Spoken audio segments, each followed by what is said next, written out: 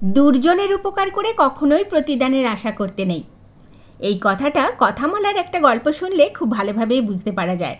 আজকে আপনাদের শোনাবো কথামালার গল্প। হ্যালো এভরিওয়ান, চলে এসেছি আমি দুর্গাপুর থেকে পাপিয়া, আবার আমার জীবনে সুন্দর কিছু ভিডিও দেখাতে দেখাতে সুন্দর একটা গল্প নিয়ে। আজকে বলবো কথামালার গল্প। কথামালায় বাঘ ও বকের গল্প। ওই যেদিন আমরা হলদিয়াতে পৌঁছালাম সেই দিন বিকেল বিকেল হয়ে গেছিলো, সন্ধ্যে তখনও হয়নি। তো আমরা ভেবেছিলাম পরের দিন যেহেতু আমরা চলে আসছি, তাই ওই নদীর ধারে বেড়াতে গিয়েছিলাম, হলদি নদীর ধারে। আর সেখানে গিয়ে আমরা এপার ওপার লঞ্চে উঠেছিলাম। সেটা কিন্তু আপনাদেরকে আমি একটা রিলের মাধ্যমে দেখিয়েছি। আর ওই যখন আমরা নদী ধারে যাচ্ছিলাম তখন ওদের বাড়ির পাশে, আমার বন্ধুর বাড়ির ঠিক পাশাপাশি একটা বট গাছ আর তার পাশে একটা নিম গাছ। ওই গাছে প্রচুর পাখির বাসা, কাক, বক, সারস, আরও কত কিছু।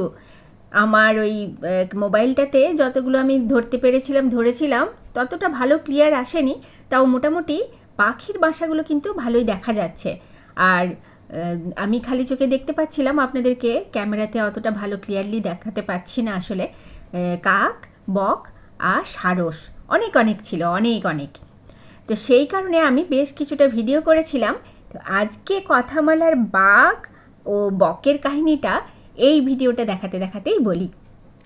এক জঙ্গলে একটি বাঘ ছিল। একবার তার গলায় হাড় ফুটে গেছিল।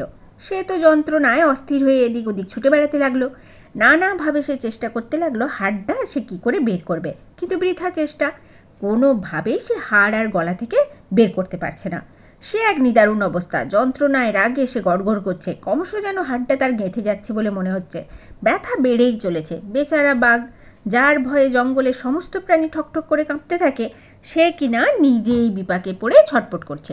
অস্থির হয়ে ওদিক ওদিক ঘোরাঘুরি করতে করতে সে ভাবল যে এই হাড়টাকে বের করার জন্য কাউকে না কাউকে আমাকে ধরতে হবে। কিন্তু সে যাকেই ডাকতে গেল সেই তো ভয়ে পালিয়ে গেল, সেই আর ওর কাছে আসছে না। তো শেষ পর্যন্ত বাঘটা দেখলো যে কাউকে না কাউকে পুরস্কার দিয়ে হলেও, লোভ দেখিয়ে হলেও আমাকে এই হাড়টাকে বের করতেই হবে। সেই জন্য সে চেঁচিয়ে চেঁচিয়ে বলতে লাগলো যে আমার গলায় হাড় ফুটে গেছে, বড্ড কষ্ট হচ্ছে আমার। যে আমার গলা থেকে এই হাড়টা বের করে দিতে পারবে তাকে আমি অনেক বড় পুরস্কার দেব, সারা জীবন আমি ঋণী হয়ে থাকবো। এই কথা শুনে সব জন্তুরা কিন্তু নিজেদের মধ্যে বলাবলি করতে লাগলো, মাথা খারাপ হয়েছে, ওর গলার হাড় বের করতে যাই আর ও আমাদের ধরে খেয়ে ফেলুক, আর কি জানি কি মতলব আছে। এই ভেবে কেউই আর বাঘের কথা সাড়া দিয়ে এগিয়ে গেল না। অনেকক্ষণ এইভাবে কেটে গেল। বাঘ ডেকে ডেকে ক্লান্ত হয়ে পড়ল। কোনো জন্তুই আর সাহায্য করতে এগিয়ে যাচ্ছে না। অবশেষে এক বকের মনে বড় দয়া হলো। সে ভাবল, আহা বেচারা কত বিপদে পড়েই না আমাদের ডাকছে, তার উপরে আবার পুরস্কারও দেবে বলছে। দেখি গিয়ে যদি ওর কষ্ট একটু কমাতে পারি। এই ভেবে সে বাঘের কাছে গেল। গিয়ে তো ভয়ে ভয়ে ডাকলো, বাঘমশাই, ও বাঘমশাই, আমি এসেছি, আপনার গলার হাড় বের করে দেব। এখন একটু শান্ত হয়ে বসুন দেখি, না হলে আমি কি করে কাজ করব। বাঘ তো মহা খুশি। সে অনেক ধন্যবাদ দিয়ে বককে বলল, লক্ষ্মী ভাইটি, তুমি আমার এই উপকারটা করো, আমিও তোমাকে খুশি করে দেব, চিরকাল তোমার কেনা হয়ে থাকবো। বক তো মনে মনে খুশি হলেও মুখে বলল, ঠিক আছে ঠিক আছে, সে দেখা যাবে এখন। এই বলে সে ধীরে সুস্থে বাঘের কাছে গিয়ে তাকে হাঁ করতে বলল। বাঘ তো বড় করে হাঁ করল। বক আস্তে আস্তে খুব সাবধানে মুখের মধ্যে নিজের লম্বা ঠোঁট প্রবেশ করালো। তারপর দেখতে পেল, হ্যাঁ ওই তো হাড়টা। বক সেই হাড়টা ঠোঁটে করে টেনে আবার খুব যত্ন করে বাঘের হাঁ থেকে হাড়টা বের করে আনলো। বাঘ এবারে খুব শান্ত হলো, কারণ তার যন্ত্রণা কমে গিয়েছে, সে সুস্থ হয়ে উঠেছে। কিন্তু পুরস্কারের কথা আর বাঘ কিছুতেই মুখে আনছে না। বক ভাবলো, তাহলে আমিই একবার বলি।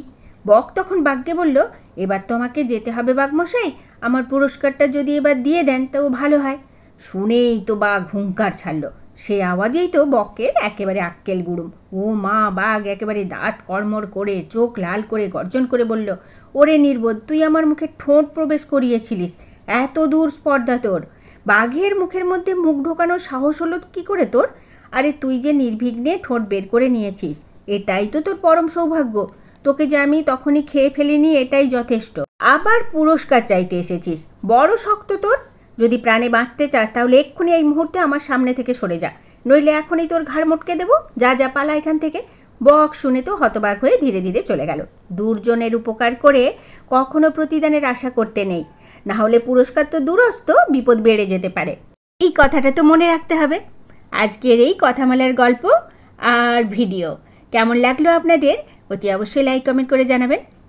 আজকের ভিডিওটা এই পর্যন্ত। পরবর্তী ভিডিওতে আবার বেশ কিছু ভিডিওর সাথে আবার একটা সুন্দর গল্প নিয়ে চলে আসবো। আর এখন টাটা বাই বাই, ভালো থাকবেন সবাই।